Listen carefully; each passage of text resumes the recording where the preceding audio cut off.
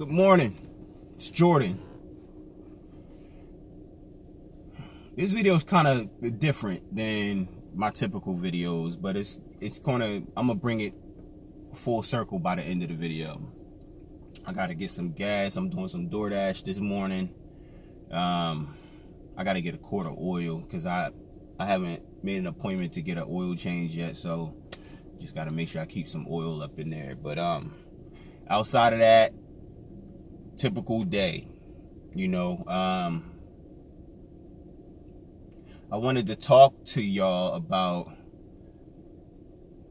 I see in the comment sections of some of my videos, like, I guess the way I sound when I'm talking about DoorDash or about any of these gig economy gigs, any of these gig economy jobs, courier service jobs and stuff like that, is that anti that. Or I guess that's how it's coming off. I'm not. What I've noticed in the comment section is that people are saying, I see some people saying, you're too smart to be working those type of jobs. Why don't you just go ahead? Why you putting yourself through this and all? I'm not putting myself through anything. I've been on a mission to break my family's work industrial cycle. That's what I've been on a mission to do. I'm an adopted child, so I'm not gonna get into my backstory, at least not on this video. I don't have no problem sharing that, but I don't feel like I need to get into my backstory right now. I don't want to make this a long, lengthy ass video, and I've already had another story that I wanted to tell y'all anyway. My family believes in the traditional working industry, which is get with a company, work there 40 years, retire, get your pension, live a healthy and prosperous life. That's what my family believes in. That's no longer a thing anymore. Every headline tells you that. Every headline tells you, my car is finally warm. Every headline tells you that they taking your pension, they taking your whatever. By the time we get older, there will be no Social Security for us. All of this extra stuff. They basically forewarning you or foretelling you of what's to come. If you don't do something about that, the government's not going to do anything about that. If you don't do something about that, they're telling you that when it's time for you to retire, you will have nothing to retire on. And yeah, you can preach the 401k and the savings and all of that stuff. Listen, they will take whatever's necessary to keep the economy afloat. I'm letting y'all know now. They are shady like that. They will take whatever it takes. And maybe they might come up with some, oh yeah, well, we'll repay y'all back. Or I remember years ago, I'm from up north. I don't know if y'all have them down here. TD Banks, right? Before they were TD Bank, they was called Commerce Bank. I don't know if y'all remember. It used to be this big red C. The whole bank was like red, blue, and white was their colorway. They used to have this big red C, and it was called Commerce. Everybody I know back home had Commerce accounts. Everybody. And then I think TD Bank ended up buying them out. But right in between that time, right before that acquisition, something happened, and everybody who had Commerce Bank accounts lost their money. And I don't think they ever even recovered it. I have to ask my sister. My sister was one of the people. I think I messed up my account at that time. I think I was like living reckless and like on overdrafts and stuff, and I just messed my account up, so I didn't care. But I'm gonna ask my sister and find out if she ever got her money back. I think she had like $1,200 or something like that in the bank that she was saving for a car, and they had the acquisition happen, and none of them got their money, if I'm not mistaken. I think they just kind of like, oh, that's your loss. We're not Commerce. We're taking all their people. We're taking all their business. That's your loss. You figure out something. And I don't think that they ever recovered from that. And I think it was like class action lawsuits and stuff like that. And maybe they recovered some of their money. I asked my sister though. But I'm saying all that to say, you have to figure out a way. And the reason why a lot of us are doing these gig jobs is because we trying to figure out a way. That's what I see from other videos I've been watching. It's a lot of people that I'm subscribed to that have worked corporate jobs, probably made good money just like me. If you go to my LinkedIn, you can see. And I'm very easy to find too on everything. Jordan J. Clemens, I tell you all the time. I'm very easy to find. I'm very transparent with my journey so far. Oh look, Forest Park, they got some new trucks. Look at that. Now they got silver trucks. They had gold ones. I'm very transparent with my journey. I'm very transparent with my background and what my future goals are and what I'm trying to accomplish. So I'm not hiding anything. I'm very easy to find. And like I said, I work plenty of corporate jobs. I've worked jobs where I made trash money. I worked jobs where I made good money, and I worked jobs where I made great money. And the one thing that I can tie to all of that is that money was never the motivating factor for me. It was never that. The jobs where I made trash money, I had the most fun. I worked at Wendy's, I worked at Foot Action, McDonald's. I had the most fun at those spots. When I made great money, I did less work and didn't have as much fun. It's wild. But that's what it is. That's exactly what it is. And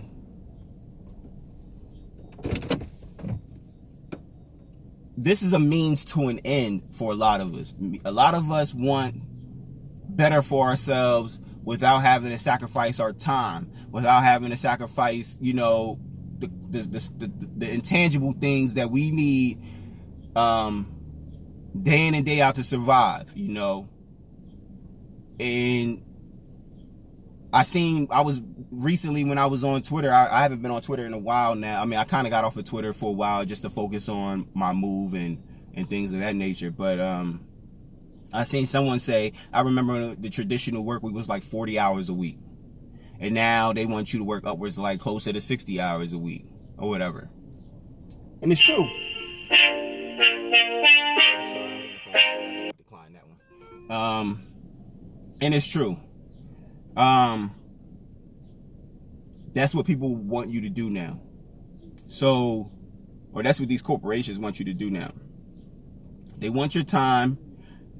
They get you to try to buy into this. We love our employees. Even if you see the brochures from like McDonald's or any of these other like fast food companies that was notoriously known for like treating employees like crap, now they're trying to do this whole we a family thing. Come join the family. And it's like, nah, y'all still are just employers looking to fill the quota of employees that y'all need to fill. And use the jobs for what it is. But like I said, I'm trying to bring this thing full circle. Why a lot of us do these gig jobs, at least from what I see. And a lot of us do these gig jobs because we don't want to do the traditional way of working. A lot of us already done that. A lot of us already had the piss poor jobs, the check to check jobs. A lot of us had that. We looking for a way out of that. And like I said, my family structure is the way my family working structure is. You get with a company, you retire, and you live off your pension. They don't even see anything outside of that. My family's old school. They don't see that. We the new cats. We have to show them. We're the newer generation. I'm 33. We're the newer generation. We have to show them that it's other ways to become successful in the working industry without sacrificing your integrity and your body, your physical body, and everything like that. Real quick, I had a story to tie into all of this. Kimberly Clark. I don't know if y'all familiar with Kimberly Clark. Y'all probably have some of their products in your house and don't even know it. Kimberly Clark, they have a lot of like, I believe they're the textile industry, textile logistics. They do a bunch of stuff, and they also are in the paper industry. They have paper towels, toilet paper, different. I think they might be also in the chemical industry, if I'm not mistaken, too. They might be one of Procter & Gamble's, and those companies, Colgate, different companies that have chemicals or that work with chemicals. I think that they're one of their top rivals, if I'm not mistaken. Back home, getting into Kimberly Clark was a plant that's inside my hometown, and getting into that plant is like a trophy, right? Most kids that graduate and they don't have any direction, they either went into the service, of course, or they went and got a job at Kimberly Clark or Sunoco, which is an oil refinery, or worked for the water company, which was extremely hard to get into. You had to be, it's a whole different, I don't even want to get into that. The water company. These are all companies that are well-established companies, and people usually get there and they retire. They work there 40 hours, 60 hours a week, 50 hours, 60 hours a week, and then they retire. Cool. I had an uncle that worked down there. I think he worked down there for like 35, 40 years. Well-known management, you know, then got as high as he could probably go without any type of degree. I don't believe that he graduated from any type of university or college. He got as high as he can go, made good money down there. And I remember when I graduated, I got accepted into schools, but I didn't start undergrad right away. I told my mom that I didn't want to go straight from high school to college. I wanted to wait a semester, and I was going to go that January, after the summer. I was going to, kick it off in January. So my mom was like, well, you're not going to be sitting around the house doing nothing, of course. I think I was working at the time anyway, but I was making Trident squares. I was making peanuts at my job. So my mom was like, go holler at your uncle. I know he can walk you into Kimberly Clark. And that's a blessing to have that type of power, to be able to, basically use nepotism to get your family members on. He got all my cousins that didn't go to school. He got all of them down there. All of them went down there. I don't even think they even took the aptitude or the mechanical test. You had to take an aptitude and a mechanical test, if I'm not mistaken, to work down there. I don't think they even took the aptitude or the mechanical test, and if they did, they probably didn't. It probably didn't hold much weight on getting them hired. My uncle probably just was like, "These are my nephews. They need jobs. Let's get them in." She told me to go down there and talk. She told me to go down to his house and talk to him on one of his days off. Whatever happened to be. And like, I know he didn't work any of the weekends, and then I know he had a day off during the week as well. I think he only worked like 4 days a week toward the end of his career. I went down there and I talked to him, and my uncle let me sit there and talk to him for about an hour without him saying a word. He didn't say a word. And then I was quiet. So he was like, "So Kimberly Clark is what you want to do, right? You want to work for the company I work for?" And I was like, "Yeah." He said, "I'm gonna tell your mom no. I'm gonna tell your mom no. I'm gonna tell your mom we're on a hiring freeze." If you know anything about a hiring freeze, that's when a company basically puts a halt on hiring for the time being, and then it opens back up. They kind of open up in windows, and you have to be within that window or join a pool to get hired. My uncle said, "I'm gonna tell your mom we on a hiring freeze, and I'm gonna act like this conversation never happened." He said, "You come down here, when I have cookouts and stuff like that, you come down here and you be talking to us, and we all get to talking, and you was always ahead of your time when it came to like the stuff you used to talk about." He said, "You be down here talking about stocks and different companies and things that companies that are about to come about, and different and how things are going to be automated." And he said, you was 15, 16 talking about that stuff back in the day, and he said, "I used to think to myself, this kid don't belong here. He don't belong. I want my nephew to go far." He said, "But I never talked to you. I never got a chance to sit down and actually talk to you about that type of stuff." He said, "Because I read, this is my uncle talking verbatim. He used to say, yeah, because, I read about that stuff all the time. And it's like, we must be reading the same stuff for you to be, speaking about those same things that are coming into fruition." And he said, "I used to think to myself, like, this kid gonna go far, and just thinking about the conversation between me and him got me a little like choked up, because it's like somebody believing in you without them telling you, you know, like it's like somebody believing in what you're saying and how you're going about life without them even acknowledging that in you, you know. And it's cool. It was cool because it's just hard for, I don't know if anybody, it's just hard for us in especially black families. Unfortunately, it's just hard for us to express that, you know, until one of us getting either, you know, something bad is happening, a death or whatever. It's hard for us to express these type of feelings, you know. So yeah, he told me he gonna tell my mom that we're on a hiring freeze. My eyes keep watering up, and I don't know if it's because of what I'm talking about or what. He told me that, you know, they're gonna be on a hiring freeze and that, you know, he's not gonna get me down there. He said he want me to do something else with my life. He told me that he didn't want me to be on nobody's machine working anybody, because they, you know, it's basically a warehouse. You're working on machines all day long, doing real mundane and redundant tasks all day long.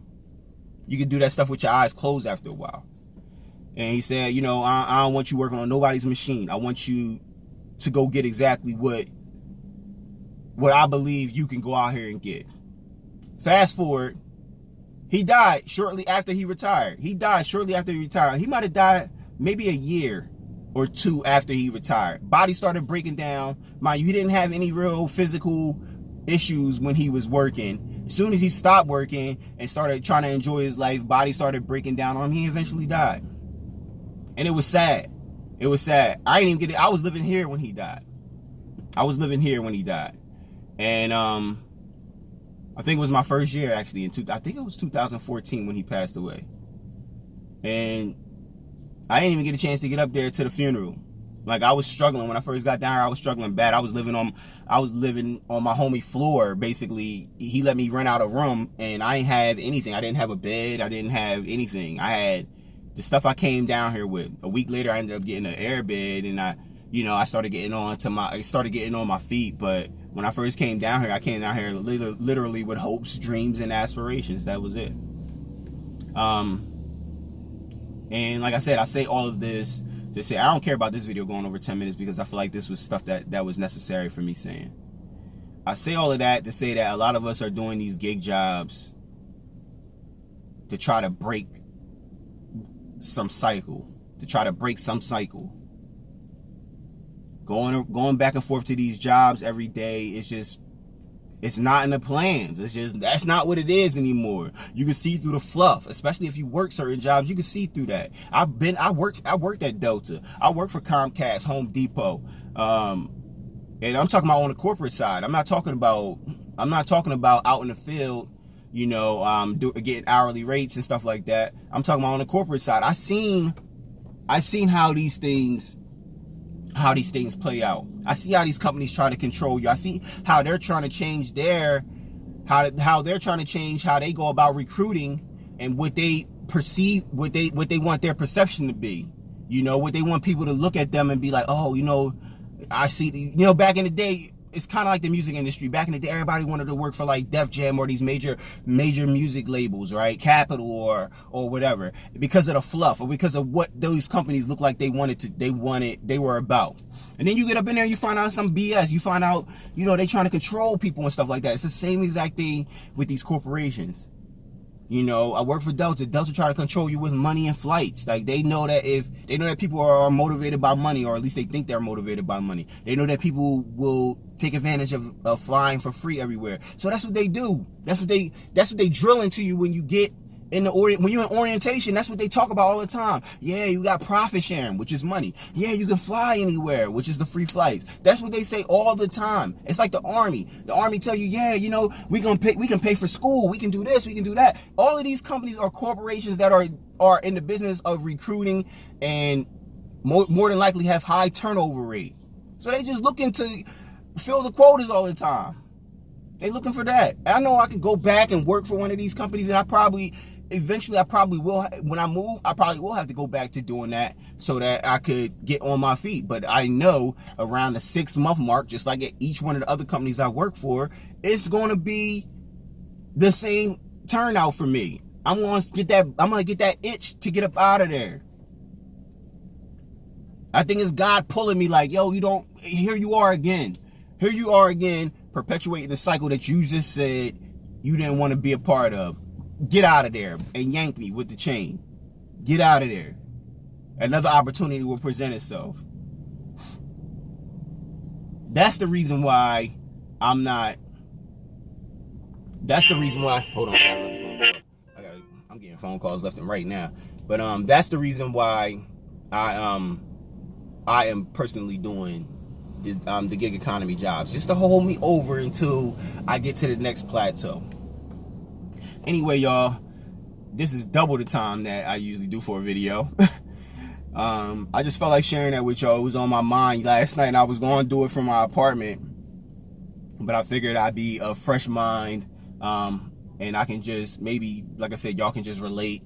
Hop in the comment section, give me y'all stories. Let me know why y'all do these gig jobs or whatever. Why y'all are out here. Maybe it's just supplemental income. Maybe you love your job and it's just supplemental income for you. Or maybe like you're like me and you just don't want to do that. That's not the route for you. Get in the comment section. Peace.